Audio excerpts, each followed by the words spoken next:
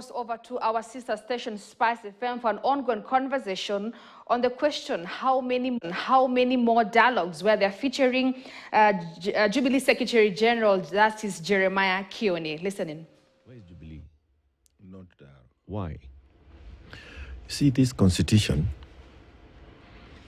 you remember Buddy's words that you have replayed over and over again. William Ruto has given us a cabinet that is over 60% that's not useful to Kenyans. And they said he has given us a skunk, let's throw it back to him. He knows it is not useful, so why waste our time trying to vet it?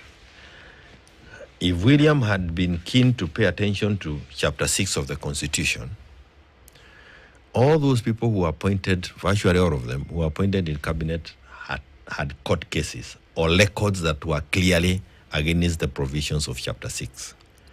He would not have appointed over 70% of those who were there. If Wetangula had bothered to read the Constitution as to how you arrive at the majority and minority, he would not have taken the majority from Azimio and taken it to KK.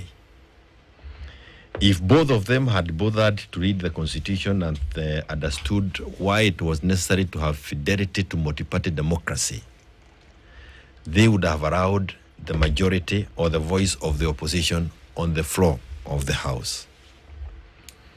If we had bothered to know why the Constitution was so heavy on issues of accountability, on issues of integrity, on issues of respecting institutions, we would not have found ourselves where we are. We would be having an IBC in place today. If they had bothered to read this Constitution, today would have dealt with the issues of boundaries, would have dealt with the issues of the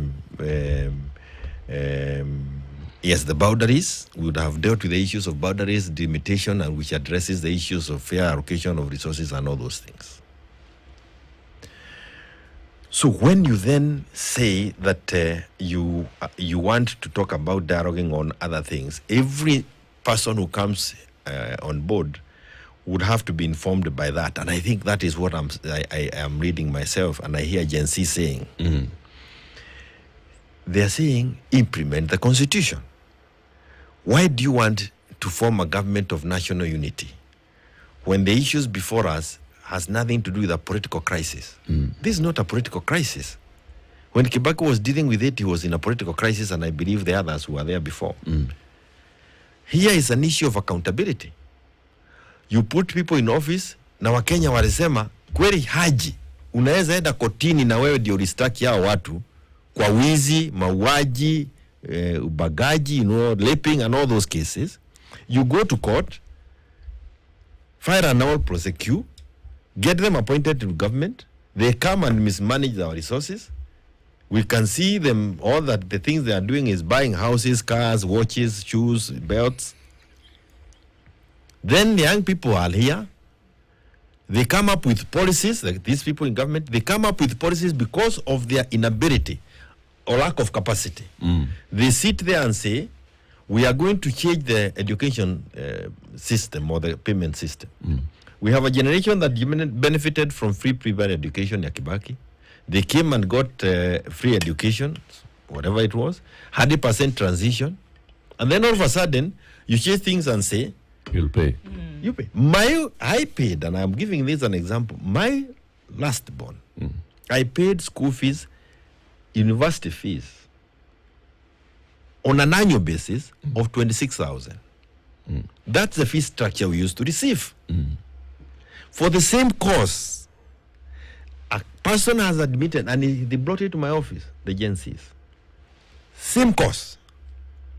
They are now required to pay 316,000 per year. Per year. It's a 4-year course? Yeah, 4-year course, all of them. Even the 26 was still 4 years. How many, even sisi tuko hapa, wacha kwenda nje hapa, sisi ambao tunaongea na Wakenya saa hii, how many of us can just go and pay 300,000 shillings for our child? If you have 2, 600. If you have 3, 1 million. One morning. Now, look at the Kenyans who have now understood the value of education because of this free education that was introduced. It has been a government policy for 20 years to get Kenyans to know that the best thing that you can give to your child is education. And a person comes and makes the only thing that you can give to your child impossible to give. Huyu mtoto, na si mtoto, anaelewa pia, my only way to the future is going through this process. So there were in my office about 10 of them. One of these is, I finished, I'm not employed. I was a second year, I've dropped out. I have this fee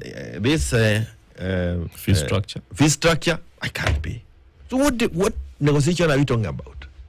So what William needs to do is to just sit there and change the policies. Sasa hata hana Machogu. Again, let me tell you, when you see Machogu going to a barrio in Kisii with letters, employment letter for TSC, kwa masichi anauliza nani mwingine hapa hajaajiriwa. It's okay for the people in Kisii. What about the people in Kakamega, in Turkana, where he cannot go to a barrio with those letters? So when you say dialoguing about what? On what? So what does Jubilee want? One is that Gen Z are very clear, are saying Ruto must go. And Ruto is not Ruto the person, it is the executive. Is it only the executive? They go through them. They're saying Ruto must go, the executive. Is it only the executive? They dealt with Bunge. Okay. They went there themselves. They went and even sat on Wetangula's chair. They took the authority back to themselves. The young man died. Unfortunately, and he was shot, not one. And this is something, he was shot by sharpshooters who are within Parliament compound, some of them on top of Parliament building, the building that is supposed to be sat by people's representative. The authorities of Bunge allowed sharpshooters into their compounds to shoot the people who voted them into that office. That whole institution is condemned, starting with Weta. So Ruto must go, also goes into Parliament must go. It goes with the executive, it goes with the legislature. So what and the question is this, is how can we then be able to achieve that? How can Gen Z achieve it? And they need to read the Constitution. I'm also reading it. You may have to work with a few bad apples for a while as you eventually do the cleaning. So what what is Jubilee's offer as leadership? You know, what are you saying? So yeah, one of the things those in leadership, President, the leader of ODM, your leader in Azimio, are saying, let's find a way to accommodate one another into a conversation. Jubilee is saying no dialogue. So what do you want? And I don't want this. What do you propose and suggest as the next steps? You know, one of the other things that is irritating the Gen Z ni hii maneno ya Jubilee, ODM, Wiper, nini. So I am avoiding you taking me where they don't like listening. They don't want, and for good reasons. They are saying they are tribalists, they are partyless, they are fearless, they are leaderless. But you're not. I will come to there. You're a leader of a party which has followers. I'll get there. But I'm saying, so don't try and box me into that small corner. But and talk to me as a person who is also seeing the difficulties that we are in as a country. It does not matter whether you're in Jubilee or we are wherever, the difficulties are there. And I want to tell you what I think, what I have seen in this constitution. And you can lead, I have said, I think Article 134 all the way to 136. 136, I think all the way to 144. If I'm not getting it wrong, you can look at it from Article 136. You saw me yote ukitafuta solution up to Article 146. And my thinking is that this is a movement we should not lose. Because it's a movement of telling people who've been put into power by people, hata kama tumekuchagua, usifikirie tumekupatia the seal for life at we can't get back to you kwa sababu we can lead this constitution na inaonekana kama umeambiwa umalize miaka 5. This is what I wouldn't want to lose as a Kenyan. I would not want to lose this opportunity. Because if we do, then we are allowing dictatorship for 5 years. People who do not care, all that they do is ditch money ukunje, and then they get into power and mismanage you for 5 years. It cannot continue forever. And so while we are in a very difficult situation, because we do not want to lose this country and go the Somali way, we must be courageous enough to look for a solution outside, wherever we are. And that is why I wouldn't want any of us to try and go ahead of the Gen Z. Let us support them. And I am saying this constitution says that in the absence of the executive, and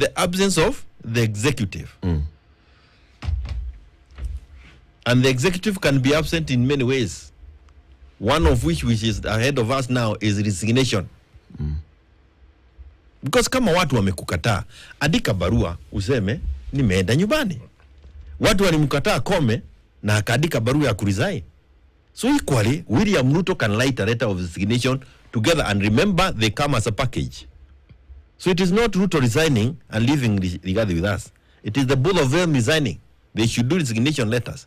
What then kicks in is the constitution and says Wetangula has 90 days to organize elections for that office. Do you see that playing out? It is the way out. But What are we? There are several things. You see, within those 90 days, that panel will not have been constituted, will not have selected a new IEBC, will not be ready to have an election. This is the bit now. If you ask, if Raila is talking to William, one of the things Raila should do, if William is useful to anybody, is to say, these 4 commissioners are still available. Which ones? The easiest thing is to get back the 4 commissioners out. Bring them back, let them oversee that process. The commission will be there. That is a thing that will be done in a day, within a week or 2. You get back those commissioners in place. They had been vetted, whichever way vetting was done, but they were there to help us through the transition. You get Wetangula to conduct elections. Not to conduct. He holds for 90 days while the commission is doing the elections. Then after that, remember also, the Gen Z have also said the registration is also a problem. So we must agree. And the good thing about the constitution is it also says, whichever way you come in, there will have to be elections 2027 August. So you only serve for the remainder of that time and you leave. But the Gen Z seem to have a completely different idea when Which it comes is? to legislature. They want to recall these people. Yes, I am not saying that they keep them. But remember, if we are not vetting commissioners, you do not need bunge. So everybody go home. If you are not vetting commissioners, you don't need bunge. It talks of the Speaker of the National Assembly. So you will need to keep bunge for the time that they are required to come and vet the commissioners. And you remember, then you open yourself to a lot of haggling.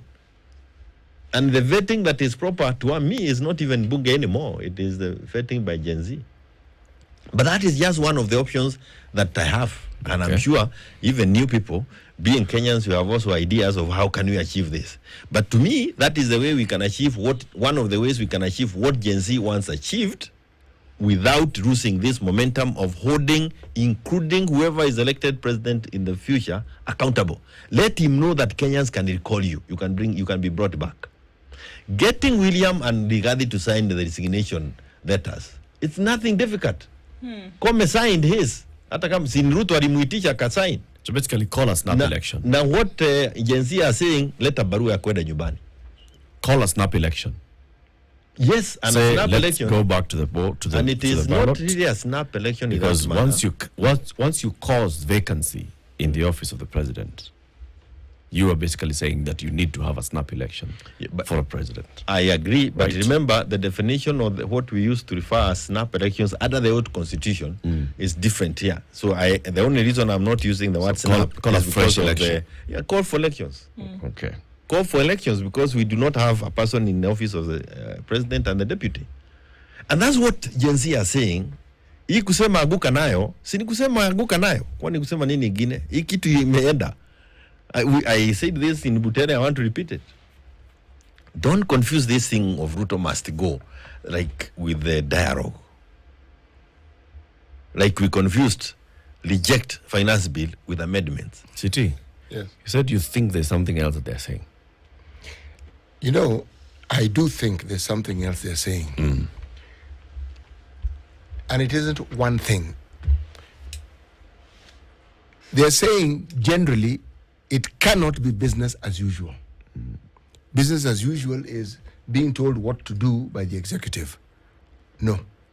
It can't be business as usual in that the appointments happen at the whim of the president. And yet, the constitution actually does allow him to appoint To a point? cabinet. Yep. Is allowed. When we say we want the Gen Z to vet, I am certain that the medium by which they communicate and they go about their business, they can do that. They can actually give us an even better aggregate of these individuals, better than anybody else, because they've already shown us how they can look into the details of individuals who unsuspectingly do not know that they're actually being investigated. I am certain. So that if you have a situation where people now want to present themselves for in leadership position, they, better than Parliament, can give you a lowdown, a breakdown of what any individual who aspires to a position of authority can be. So in that respect, yes, they'd be in a very, very good position to give us those details. So you can look and say, do we really want this person to actually Recall work with us? this. I think it was 2012 or 2010 or maybe 2011. 2010, most likely. When we were trying to get a person to occupy the office of the Commissioner EACC, either EACC or one of those institutions of integrity. And we had the name of a lawyer. Yes. What happened? The name was fruited, and we were all in agreement because we had gone head hunting of a young person who is credible in the corridors of, court corridors within the judiciary, and a person who had made a name because of being a person who believes, and we went for a name. I will not mention the name. But in the morning, somebody came and said, you can't tell us that. This guy has been battering the wife. They have even reported the case at Mirimani. On that account alone, we dropped the name. Yeah. That was Gen Z of then. Millennials. We had been given information using the social media and said, this is what this happened 2 days ago. Walikuwa napigana na amepiga bibi yake. The guy went and reported and said, apana, si kumpiga, alinipiga. Then we said, already there is an issue that has a question on integrity, and we dropped that name. That was what Gen Z are saying today. The vetting can be done, and it should be done by the people there, because 10th Parliament, which I sat in, we tried to implement Chapter 6. The proposals that were put before Cabinet of who should qualify to occupy a public office were watered down by the Cabinet then. They came to the floor, they were further watered down. That has not been improved by all the successive parliaments that have been there. For the reason that people have interests in whatever is being done. Na wanasema unapitisha hii ikuje ni itakugonga. So that is what has informed that piece of registration for the last almost 10, maybe 15 years now. So we're looking at a situation today. To let me. So what I see Gen Z saying is that we now understand what Chapter 6 is saying. We can do it ourselves. Usituletee huyo, usituletee huyo, usituletee huyo. And this is a moment we should not lose as a country. If we lose it, we will be back to where we are in another 10 years. Okay, so there's also the cry that it would appear as though those who sit in the political class, whatever level today, are also riding on this current issue with Gen Z, who are making particular demands for their own political expediency. What would you have to say about that? And if that is not the case, then why did we not hear these calls before? Why did we not hear these calls in such a bullish manner before, whereby people who sat in parliament, people who surrounded political elites and political classes. Why didn't we hear in such a robust manner that good governance must happen in the manner in which we're hearing it today? So it seems as if people are riding on this particular parade, as opposed to have shouted out for those calls previously. Maybe I think if you listen clearly to quite a number of those in the political, actively involved in politics, they really don't want to ride on this. They don't. They actually want to query it. They want to query it because this is what needed to have happened in 2010 when we got ourselves the 2010 constitution. This is disrupting the political order. And again, yes, completely. You remember people came and said to Geges, watu wakasema hii ni kutubeba utoto, ufara, and all those sentiments were taken for granted. To me, the culmination of all those statements is now the Gen Z movement. And why? They are seated with you in the house when you are discussing these things. They can hear. Wanawaskiza. And they observe you. And they observe you. Then they tell you, Dad, I want to go to school. See, he can't pay. He cannot afford to, he doesn't have the money. Biashara alikuwa naye ilifungwa. Imefungwa kwa nini? They can tell. Imefungwa kwa sababu ya hii uongozi baya. The things that are being done, and we keep talking about them casually kwa nyumba, then they have said, mi naenda nje sasa. Waja nijibeleke. That's what happened. I saw my whole family walinitumia picha wakiwa kwa streets. All of them. And there's nothing you can sit and tell them. And I don't understand where the church is also, and the institutions. I don't know why they are missing this. I mean, you know, it is playing around games with it. Imeenda. Goja kidogo do. Hawa watu, it's just the other day, William said, public officers should not go for harambes. Then he comes to Daragwa, because he thinks Kioni is making a lot of noise, and makes a pledge for harambe. Na makasisi wako pale. And they are abating. They are actually the part of, they are allowing the same issue. Then you cannot complain when these young, and they are not young, because many of them have families. I was out in the street, I think one day, 1 or 2 days, na nika interact na hawa. Kutoka huko nyuma sio bele. They are not young people. You think they are young people. They are people who have businesses that are being corrupted by this system. They are young because they can see things differently. So when I see even bishops and the others, wakisema, we were attending another burial in Nyeri, and one of the bishops who was actively involved in campaigning for this Huda was the one presiding over. And he says, you must give peace. You want to say